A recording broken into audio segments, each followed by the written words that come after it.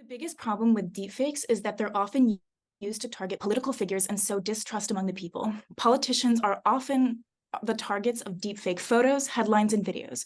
Typical social media users have difficulty identifying deepfakes.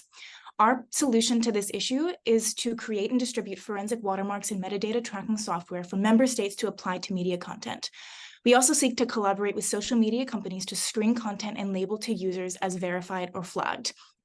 For this initiative, NATO Cooperative Cyber Defense and NATO Communication and Information Agency will jointly oversee this program. For our 12-month development plan, NATO will partner with technology development companies to develop forensic watermarks and metadata tracking software. A forensic watermark is essentially an invisible mark embedded in a file along with metadata to verify accuracy. If deepfake producers tamper with the watermark or metadata, we'll know it.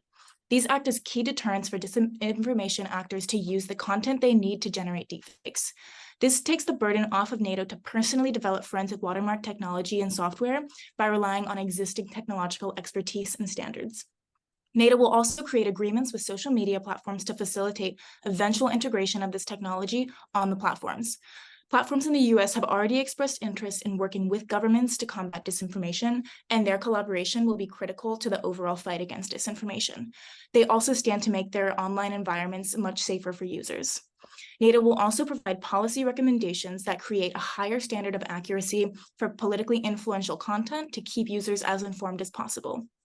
Following the 12-month development phase, we'll run a pilot program to test the integration of this two-step verification system with media platforms for only 2 NATO member states. This gives us the chance to assess the implementation of this system and troubleshoot any complications. The next iteration of our rollout is to expand this model to the governments of all member states so they can apply this watermark system to content from key political figures. This capitalizes on domestic expertise and implementation and provides a realistic second stage expansion. The last stage of our rollout would be to retroactively apply this watermark system to content generated in the past, covering as much as possible. The total budget for this initiative is $20 million, and it's based on existing NATO financial strategy. By following NATO authenticity standards, social media companies will use their automated systems to screen for content that features prominent political figures.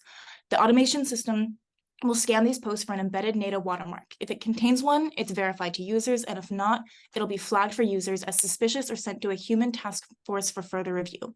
The entire screening process and flagging process is done behind the scenes at social media companies. For users, they'll see their normal social media feed, but with verifications or flags for accuracy and education.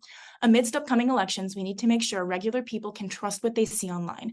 This initiative seeks to mitigate the influence of deepfakes for as much content as possible and reach users in a meaningful way. Thank you for listening.